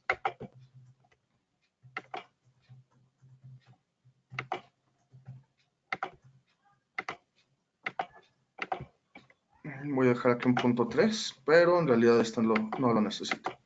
Es como que un ayudante nada más. Lo puedo hacer también con otros dos parámetros. El primer parámetro es cuánto mide la longitud del segmento, el módulo. El segundo parámetro es qué ángulo me forma en el plano con respecto a los ejes coordenados. Usualmente el ángulo no tiene, digamos, para la mayoría de las personas no tiene diferencia darlo entre grados y radianes, pero no, en matemáticas, las unidades de ángulos más importantes son los números, las unidades radianes. Esto se debe a que para los matemáticos los radianes no son ángulos como tal, para nosotros los radianes son los números reales, pero vistos, digamos, de manera circular, pero no dejan de ser números reales. Entonces nos evitamos del problema de estarnos metiendo con rollos de medidas de ángulos, de propiedades de ángulos, es decir, le quitamos toda la geometría para poderlo ver como entidades más formales a los ángulos.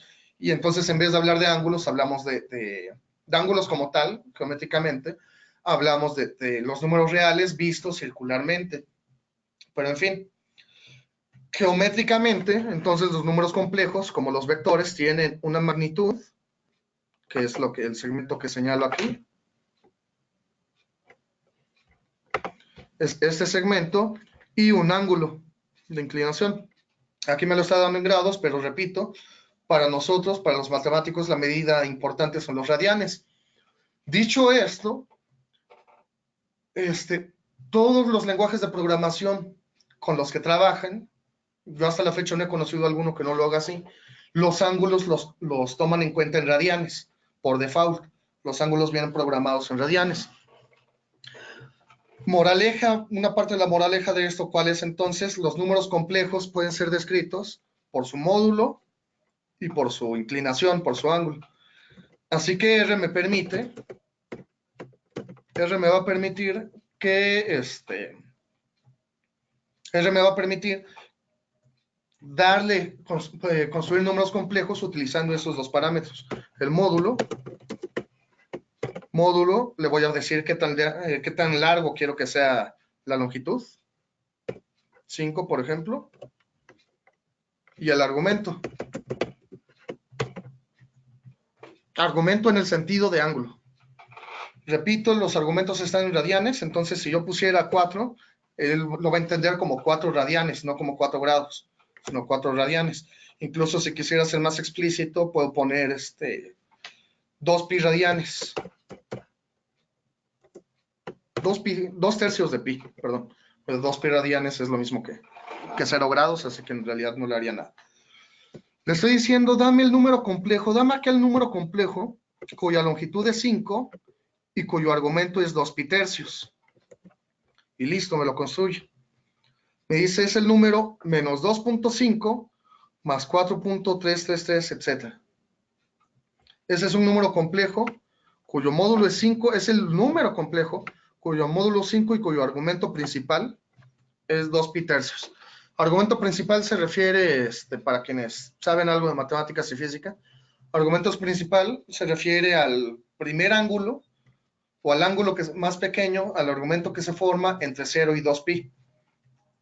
Mayor o igual que 0, pero menor estricto que 2 pi. Ese es el argumento principal, porque yo podría darle vueltas a los números complejos, estarlos girando como le podría dar una vuelta, es decir, sumarle a esto 2pi y me va a dejar en el mismo lugar, pero me va a cambiar el valor numérico de aquí. Me va a cambiar el valor numérico, entonces un número complejo tiene infinitos argumentos. Aquí el argumento que se le da en R es el argumento principal. Recuerden, de todos modos, R, el paradigma de R no es el cálculo, no es el álgebra. Entonces, no está diseñado para trabajar directamente. Lo puede hacer, le puedes enseñar a que lo haga con números complejos, pero ese no es su interés principal. Su interés principal es la estadística. Por ejemplo, para alguien que programe distribuciones gaussianas complejas, por ejemplo, movimiento browniano complejo, movimiento browniano esférico, le pueden servir ese tipo de instrucciones, pero si no, no es algo tan usual. De todos modos, lo que quiero mostrarles son las funciones básicas que tienen los números complejos.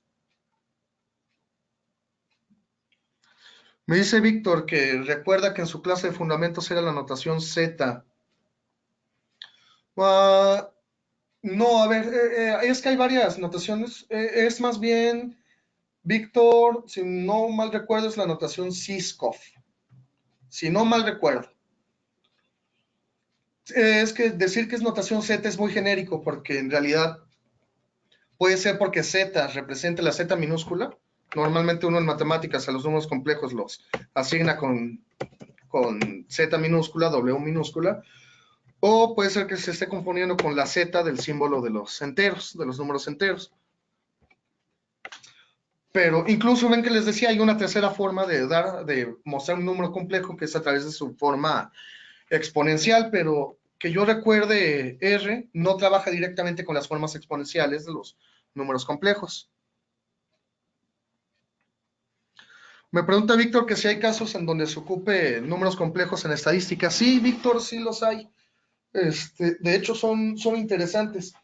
Por ejemplo, si tú quieres construir un movimiento browniano en probabilidad y estadística, si quieres construir un modelo de un movimiento browniano, pero que se mueva dentro de una esfera, es decir, un browniano que no esté en el plano o en el espacio, sino que su movimiento siempre esté dentro de una esfera, lo tienes que hacer a partir de una distribución estadística que se llama normal gaussianas complejas. Gaussianas complejas no son gaussianas complejas estándar exactamente, pero sí, más o menos es la idea por ahí. De hecho, yo trabajé con estos, hice investigación sobre estos objetitos, utilizando números complejos en estadística, cuando recién estaba comenzando la tesis de doctorado. Recién estaba empezando mi proyecto de doctorado. Tuve que hacer una pequeña investigación acerca del uso de números complejos en ese sentido, a estadística. Entonces sí los hay. O sea, sí aparecen los números complejos también en estadística, a lo mejor no de la forma en la que uno se imagina, que te aparezcan en bases de datos, por ejemplo, pero su uso no es inimaginable, por así decirlo. Pero en fin, entonces aquí, como les comentaba, en Z estoy guardando el número complejo que tiene módulo 5 y argumento 2π. Lo que no puede hacer la función complex, esto sí no lo puede hacer, es que mezcle las dos maneras. Esto lo voy a llamar Z1 y este Z2. Aunque me parece que no los voy a necesitar. No puedo hacerlo de las dos maneras. Decir que la parte real sea 4 y que su módulo sea 5. O hasta donde recuerdo no podía en antiguas versiones. En teoría sí se debería poder, porque tienes los parámetros suficientes para poder hacer el cálculo de los demás componentes. Pero no me lo hace. Si yo le estoy diciendo cuánto quiero que valga la parte real y le estoy diciendo cuál es la longitud que necesitaría. La parte real, si ustedes recuerdan, z igual a más bi. Lo voy a tajear esto para que no me entre en conflicto. La parte real La parte real de Z es A, la parte imaginaria de Z es B.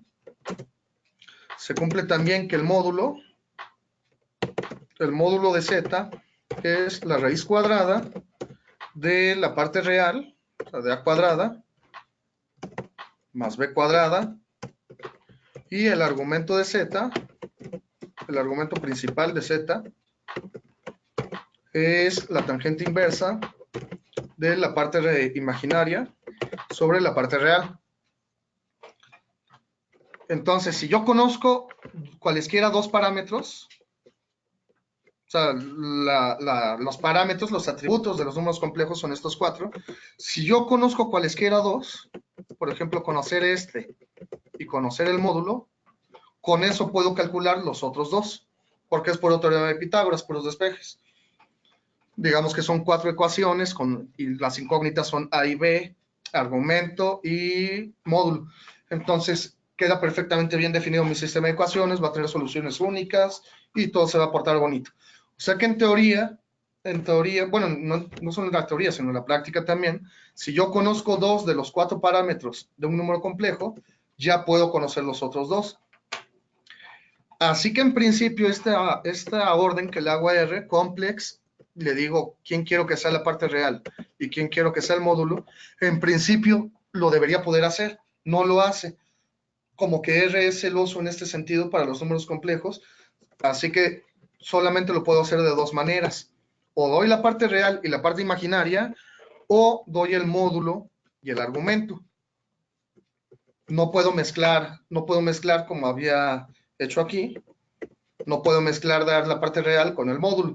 Matemáticamente sí es posible, pero R como que no se deja. Entonces entramos de nuevo con esta partecita que les decía. Recordemos que R no está hecho para hacer cálculo ni álgebra, está hecho para hacer estadística. Entonces, por eso es que no se va a prestar mucho a hacer operaciones así tan sencillas. Incluso, precisamente ese fue nuestro pretexto para crear nuestra función que resuelve ecuaciones de segundo grado en R. Bien, otra de las cosas que tiene la función complex, una de las cosas estas y bonitas, es que puedo hacer varios al mismo tiempo. Me voy a regresar al Jupyter. Bueno, me voy a parar en esta. Fíjense, en real, le estoy dando dos valores, tres valores de hecho. El número 1, aquí está, el 1, el 2 y el 3. Incluso, déjenme quitar el C. También acá. Ven que les platicaba la otra vez, tengo la costumbre de escribir este C. En complex, en real tengo 1, 2 y 3. Y en imaginary tengo 4, 5 y 6. Enter, Shift Enter. Me está construyendo ordenadamente estos tres números complejos. Se fijan el primer elemento de esta lista, es el 1. Se fijan el primer elemento de esta lista, es el 4. Entonces construye el 1 más 4i. Se va a fijar ahora en el segundo elemento de esta lista para el real y en el segundo elemento de esta lista para el imaginario, 2 y 5. Finalmente, tercer elemento, último elemento de la lista y último de la secuencia, perdón, y último elemento de la secuencia, 3 y 6. Entonces, hasta eso tiene la ventaja de que puedo definir muchos números complejos al mismo tiempo. Si quisiera, por ejemplo, como lo que te decía ahorita, Víctor, si quisiera hacer una especie de browniano complejo, lo que podría hacer sería llenar este real con muchos números, no, perdón, no el real. Lo que tendría que hacer sería, no, sí lo puedo hacer. El real con generando datos de una distribución normal, el imaginary también generando n datos de una distribución normal, y entonces, como van a ser variables independientes, eso me va a generar en automático lo que se conoce como un vector binormal, un vector bivariadamente normal. Y utilizando esa independencia, yo ya puedo construir un gaussiano complejo, un estadístico complejo, en el sentido de imaginar. Esta partecita ya la anotamos, la de complex. A su vez, también puedo pedir con las funciones con funciones especiales, que me devuelvan las partes de cada uno de los complejos que le doy. Por ejemplo, aquí, con la función re, de real, in, de imaginary, le puedo pedir que me devuelva la parte real y la parte imaginaria de cada uno de los complejos. La parte real de 1 más 2i es 1, y la parte imaginaria de 1 más 2i es 2. Son los parámetros que les explicaba aquí. Los parámetros que les explicaba en el script de R. Entonces, con estas funciones los puedo recuperar. Incluso, fíjense, yo le digo aquí en la instrucción interna, en esta instrucción interna, le estoy diciendo, créame un número complejo de longitud 4 y ángulo pi tercios. Y después dime cuál es su parte real. Ahí está. Estoy diciendo, repito entonces, que me dé la parte real de este número complejo. Con mod, perdón, no sé qué hice. Con mod me va a devolver el módulo, la longitud de los complejos. Fíjense que incluso le puedo pedir varios números complejos. Así que en mod, la ejecución de mod, me tiene que devolver dos números, que es la longitud de este que está acá, de este número complejo, y la longitud de este número complejo. Y aquí en arg le estoy pidiendo que me devuelva el ángulo del número complejo 2 más 3i.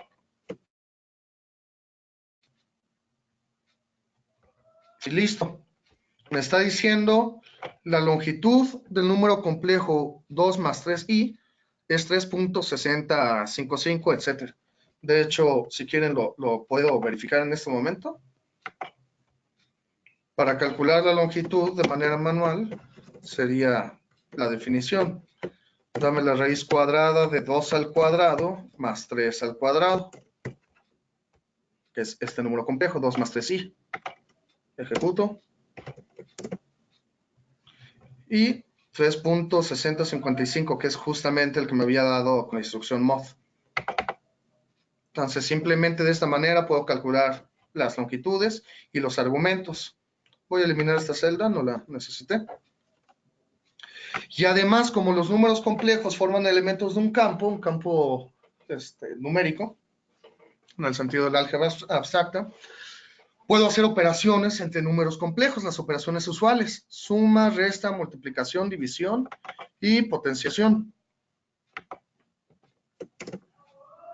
Por ejemplo, ¿cuánto vale el número complejo 2 más 3i elevado a 4 más 3i?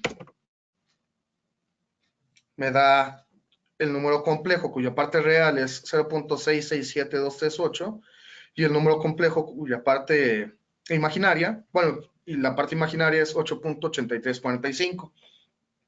Así que puedo hacer básicamente todas las operaciones de números complejos que uno está acostumbrado a hacer habitualmente: suma, resta, multiplicación, división, potenciación, y va a seguir utilizando las reglas usuales.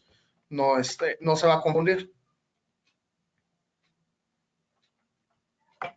Bueno, con esta partecita terminaría. Mañana el miércoles, perdón, voy a continuar. Ahorita lo que vimos fue tipos de datos. Por eso hice la aclaración hace un rato. Ustedes piensen en los datos como unidades mínimas de información. Ahora lo que nos toca van a ser los objetos. ¿Qué son los objetos? Los podemos pensar como colecciones de datos. Esto ya viene siendo más o menos como que la parte final de la conceptualización de R. Una vez que terminemos con los modos, quiero ver modos, esto lo veríamos el miércoles. Quiero ver los modos los tipos de objetos de R, cómo se manipulan, cómo se convierten de uno a otro, cómo interactúan de uno a otro. Y con eso prácticamente estaríamos finalizando la parte conceptual del curso. O sea, los conceptos que se tienen que saber. Lo siguiente ya es nos vamos a dirigir ya más hacia la programación. Por lo pronto, ya sería todo durante la sesión de hoy. Pido una disculpa nuevamente bueno, de hecho creo que no lo había hecho. Una disculpa por el día de ayer, un asunto personal que se me atravesó. Les había comentado alguna vez, no recuerdo a qué alumno fue. La duración del programa, del diplomado, es de 20 horas. Entonces, digamos, estas horas perdidas en realidad no son tal, no se van a ir perdiendo. El diplomado se va a ir a seguir construyendo como hasta que se cumplan las 20 horas. Si sintiera yo que de hecho vamos a necesitar poquito más horas, unas 2 sesiones más, se los haría saber. No hay ningún problema, no hay ningún problema por eso. Con que si el diplomado se extiende a 24, 25 horas, no tengo yo ningún inconveniente. Las reglas van a seguir siendo las mismas, no va a haber ningún costo extra ni nada por el estilo. Por lo pronto, nos veríamos este próximo miércoles. Víctor me dice acerca del MATLAB. Sí, Víctor, sí, no hay problema. No hay problema. Para quienes nos escucharon el jueves, Víctor se ofreció a compartir una versión de MATLAB y una versión que había viene liberada, así que por si a alguien les interesa, estoy platicando con Víctor acerca de cómo haríamos para pasárselo a los demás.